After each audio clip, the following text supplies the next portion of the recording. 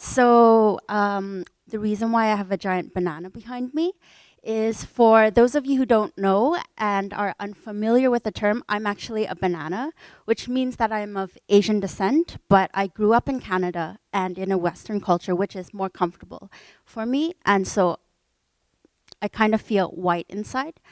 My parents were originally from Hong Kong. They emigrated to Canada, where they still live here now.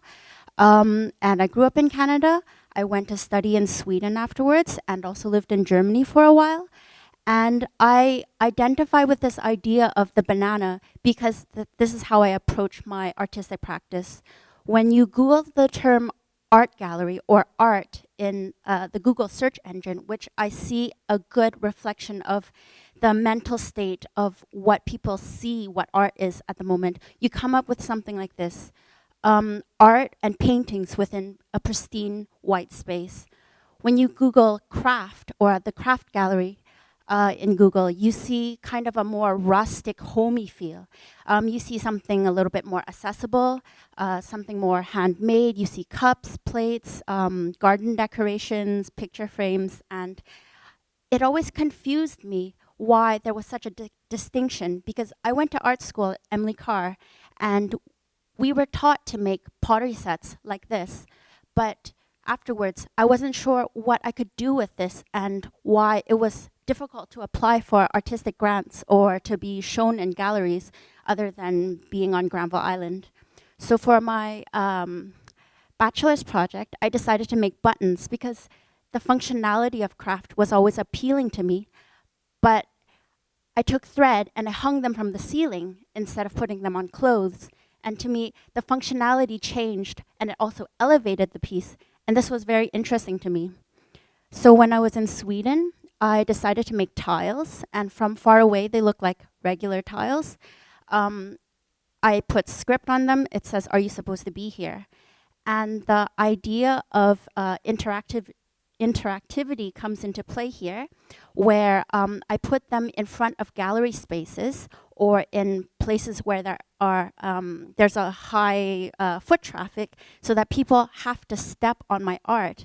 Because normally when we step on tiles, we don't think twice about stepping on something that has been made out of ceramics. But here, it becomes kind of taboo to be stepping on my art. Another project that I worked on was I made cups and I tried to win friendship with my cups. And it was very interesting for me to kind of force people to interact with me because they wanted the cups and not necessarily to be my friend. This is what the cup looks like at the bottom. So after they took it away, they could think about this artistic experience.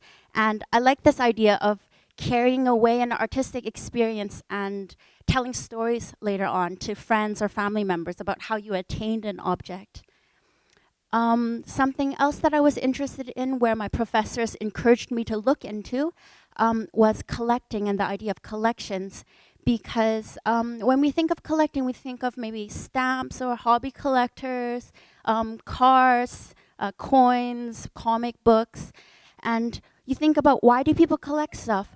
There's some really weird collections out there, like Graham Barker, who collects navel fluff. I think he's been doing that for 29 years. He's in the Guinness Book of World Records. He's sold 3 jars to museums. And we think, wow, he's so strange, but also really interesting. And then there's Robert Opie, who also collected stuff. He started collecting candy bar wrappers when he was 16. And it kind of turned into this big project and then eventually turned into a big museum. And it's actually a museum of, I think, packaging and brand design in Gloucester, because the idea is he didn't want to lose the history of objects. And so I also looked into the history of collections and the houses that, the institutions that housed collections. For example, the Cabinet of Curiosities, where things were just collected for people to look at because they were interesting. And I decided to make my own cabinet of curiosities. So here's it in its first installment in Sweden, where I took ceramic objects that I made, friends made, or I collected from flea markets or found in strange stores, and I altered them.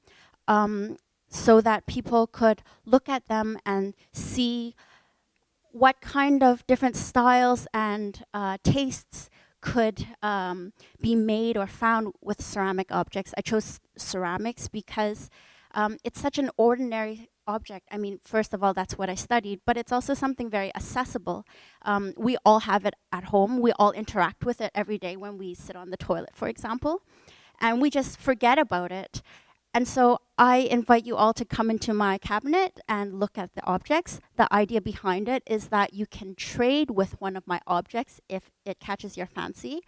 I just ask for you to go home and take another ceramic object, and it should be of equal value. And we discuss this, and then we tell stories, exchange stories, and you continue to build your story on top of your new object. And the Cabinet of Curiosities is open for its last day tomorrow. The times of exchange are from 3 to 5. So I'll be there, and please come by with your ceramic object. And yeah, I think that's all. Thank you.